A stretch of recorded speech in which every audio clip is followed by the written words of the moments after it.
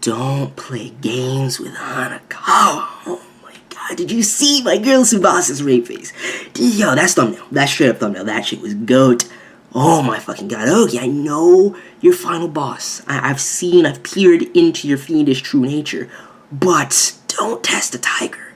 Like, don't. And this episode, yet again, furthering my Ougi theory 100%. It's confirmed for me personally. If you guys still can't see it, I can't help you. If you want to get into my Ougi theories in depth, you gotta go back and watch my previous Monogatari videos. But this episode, continued hints and subtleties that confirm my thoughts concerning Ougi. It's blatant at this point with what Shaft is doing with the cinematography and the visuals and everything, as well as the dialogue and you know, the visuals were good. Yeah, like, so many subtle things that you can dive deeper into with, you know, the cinematography and the visuals this episode. From the conveyor belt scene to everything that took place in basically what was Hanekawa versus Ougi. Okay, and this is why I love Nisio, dude. The dialogue was incredible. The back and forth between the two was spot on and truly brought out their characters, dude. But let's dive into it. All this to say, don't fucking test Hanekawa. She went as far as to offer up her OPPAI. Yo, yeah.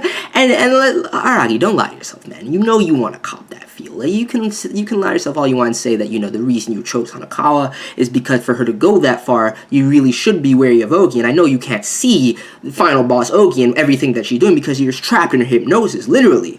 But regardless, don't lie. You know you want to cop that feel, bruh. And you better not do it though, because GAHARA-san will take that hand. She will slice it clean off. I guarantee. Don't test GAHARA-san, dude. I know she gives you leeway when it comes to Hanekawa. Out of any other girl in the harem, you get a free pass when it comes to Hanekawa from time to time. And I need to see that pajama party. If we don't see that pajama party, I'm gonna be a little bit salty. But anyway, I know she gives you leeway, but she will still come after you. But regardless, Araragi's not going to do it because he's had this offer before back in Bake, and he turned it down then too. He's not going to take advantage of Hanekawa that way. But anyway, let's be serious now. Owarimonogatari, Episode 4, Sodachi Lost Part 1. I apologize, but this video is not going to be as in-depth and as long and, you know, as detailed and as much of an analysis as the previous Owarimonogatari videos, simply for the sake of time. I don't have much time today. So we're just going to go in, you know, kind of hit the finer points that I want to discuss. First of all, the opening dialogue with Araragi kind of narrating and returning to the topic of Ougi Oshino. Once again, Ougi Oshino is Ougi Oshino, talking about writing a book detailing her life, and it would only end in one line with everybody living happily ever after, and Ougi Oshino being Ougi Oshino. And then you have that word, you know, kind of puzzle where it's like, you know, describe how Koyomi Araragi is a fool, and at some point incorporate Ougi Oshino. I want to see if anybody wants to take up that challenge. And granted, since, you know, due to, you know, the transition between Japanese and English, it's going to be hard to actually predict the actual resonance and how this word puzzle will be solved and the reveal. But I mean, I already know how they relate to each other. And if you guys still don't see that, like I said, I can't help you. But I want to see what people come up with for that puzzle, if anybody wants to attempt it. But I love that opening dialogue. It's amazing. Once again, just keeping you on your toes as far as Ougi is concerned. And Hanekawa's reluctance and her apprehension and, you know, the fear for Araragi that she expresses throughout this episode, and the man still can't see it because he's in her trance, is so on point. It's what it does for Hanekawa's character ultimately too, and getting her that shine, getting her that development. Because for those of you that don't know, I love Hanekawa. I do. She might not be my number one, but she's up there. She's top 3. She's top 5. Realistically, top 3 when she's black Hanekawa. But anyway, I digress. The character development for her in this episode was amazing. And I think that the scene where Araragi and her are walking, and I love how they did that entirely, from the forest background to, you know, the complex and everything like that they were walking around. And it was crazy. It looked visually stunning, as always, with Shaft. And I think that the one scene where Araragi was on, you know, the kind of conveyor belt and the moving walkway, and Hanekawa was walking alongside him, there's definitely a deeper meaning in that to showcase that right now, Araragi really isn't moving according to his own free will.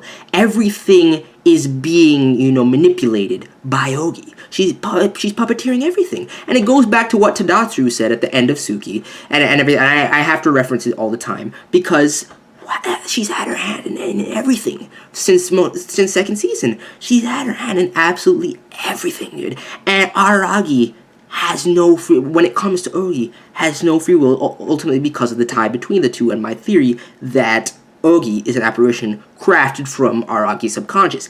And yet again, there's a hint in the dialogue that I want to bring up, just like last week, that confirms her saying many times. It's happened multiple times in every single episode of Owarimonogatari thus far, where Ougi will say something that she is not actually supposed to know, and that only Araragi knew, further solidifying my theory that, you know, they have this connection.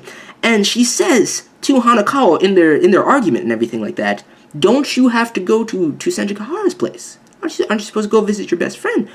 And nobody told her that shit. Only Araragi knew that shit. But then again, she says her iconic catchphrase, you know, which is kind of a play off of Hanekawa's catchphrase and everything like that, and Gaien's catchphrase, where it's like, I don't know anything. It's what you know, Araragi-senpai. That, plus, remember what I was talking about last week in my theories concerning, you know, her endgame, and going back to the whole traffic lights dialogue, which Shaft is continuing to force the traffic light symbolism heavily from, you know, the color palettes. We see the transition of the scenery throughout the dialogue between Araragi, Ougi, and Hanekawa from, you know, this kind of overlay of this yellow and then green and red as well, similarly with Ougi's facial expressions and everything like that, and them actually showcasing the traffic lights throughout the episode and what that means, diving into it, like I said last week. If you want to hear more about my, you know, the depth of the traffic lights and the symbolism of it, go back and watch last week's review. I don't really want to rehash it here, but I love how it's continuing, how it's further building up and establishing Ougi's endgame and the tie between, you know, Ougi and Araragi. So it was massively constructed in terms of cinematography this episode. Yet again, dude, it was beast. It was absolutely beast. But Hanekawa, man, Hanekawa is the shining star of this episode, dude. Hanekawa is clearly the shining star of this episode. I have a little bit more time left. Let me look into some of the things that I was questioning. Just the hypnotism, once again, the loose-lipped nature of Araragi as far as Ougi is concerned, not, you know, able to act of his own accord and of his normal will simply because of this time and Ougi's manipulation behind the scenes, dude. Even Hanekawa's actions, even though, like I said with that scene where they were walking, it kind of mirrors that Hanekawa is the only one right now that's moving according to her own free will.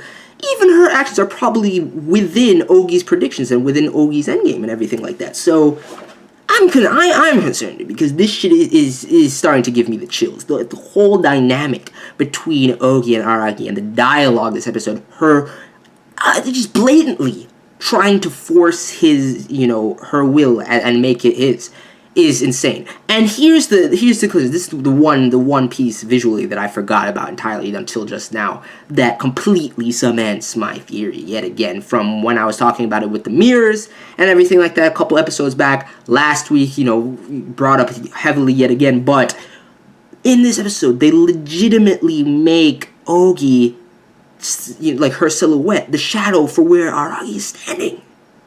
It's done, dude. The dialogue, I don't want to go into it too in depth right now, like I said, because I don't have the time. But Hanekawa rightfully is wary of Ougi, calling her out time and time again and trying to create space and free Araragi from the danger that she sees in Ougi right now. And she's not even, it's fucking Hanekawa. Normally, Araragi will follow Hanekawa regardless, no matter what anyone says. It's already strange as shit that he wasn't able to break free. It took the OPPAI offer to get through to the man, dude. Oh my goodness, but I love the color palettes, the facial expressions, especially that Hanekawa face, but also Ougi's creepy as fuck expressions. Every single episode is going in, man.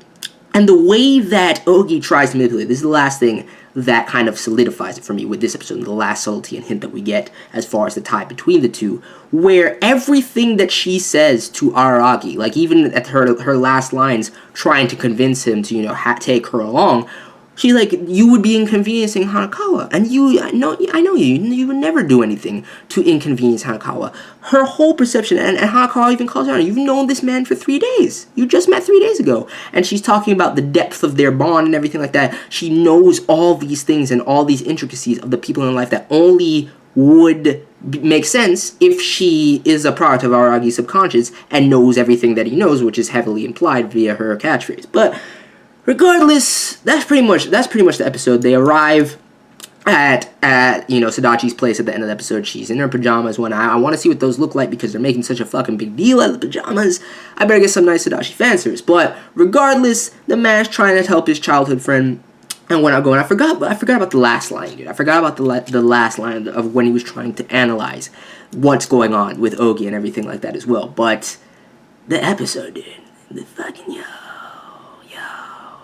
I love Monogatari so much, dude. This is why it's one of my favorite series of all time. It's too regal. The depth, the subtleties, the exposition, the dialogue to captivate me so much to the point where I'm going to title this Hanekawa versus Ougi when not a single act, when it wasn't a real physical confrontation. Oh, just a straight up battle through dialogue for Araragi. Nisio, dude.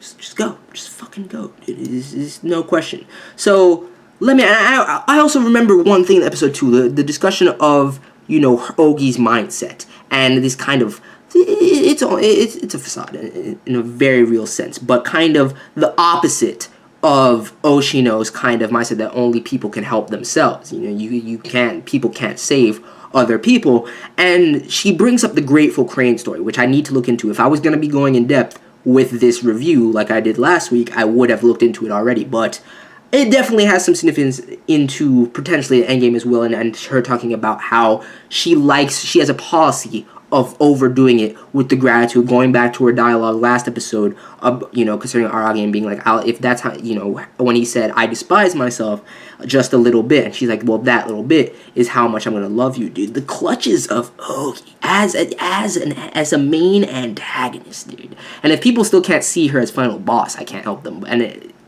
she's too real. She's too fucking real. I cannot wait to see how things unfold. Nobody spoil me. I've made it this far.